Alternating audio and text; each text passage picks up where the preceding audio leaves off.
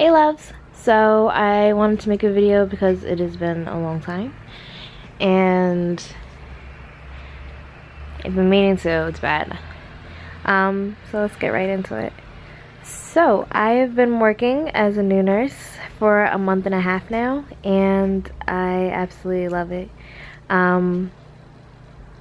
It's so much stuff to learn and it's so new and exciting, and you're scared because you don't want to make mistakes, and you're trying to figure out your position as a nurse, and you're trying to figure out all the tasks that you need to do and everything that needs to be done. You want to make sure you're doing everything right, and then meet new people, and you want everyone to like you. So it's definitely an interesting time when you become a new nurse, but I've definitely enjoyed it.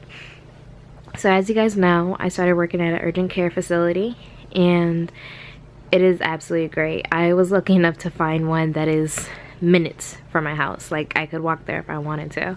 So I'm very happy with the position and I'm learning a lot. I was a little worried that going into urgent care instead of a hospital, that I would kind of stop my growth and I wouldn't learn all the skills and, you know, disease process and charting and all that stuff like you would in a hospital. But this has taught me quite a few things. There's a lot of autonomy in working for an urgent care. For instance, at my job, I am the only nurse on duty, and I work with 2 providers, and then there's normally a rad tech and then also a medical assistant there. So a lot of the stuff ends up falling on me, but it's good because it teaches me to delegate, teaches me to use my time effectively, and it forces you to feel confident in what you know, and it forces you to also figure out what you don't know and learn it quickly. Within like the first week, I had a guy who came in for an EKG, and I never actually hooked anyone up to an EKG. I've saw them done, and so when they're like, the doctor was like, okay, I'm ordering an EKG, I was lost. I'm like, what? I don't know where to put the leads, I don't know how to read it, I don't know anything. So hooked the person up to an EKG. Thankfully there was like a manual on there, and I did an EKG. And then later on that day there was another one, so I felt a little bit more comfortable because then I started getting practice in.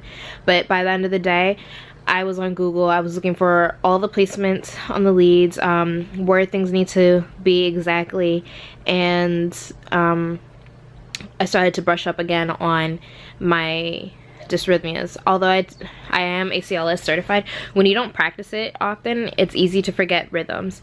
So Google has definitely been my friend, and what I've decided to do is actually compile a binder that keeps all of my nursing stuff in there. So I have all my nursing charts that I used while I was in school, and then I've added in things like the policies and procedures for my job.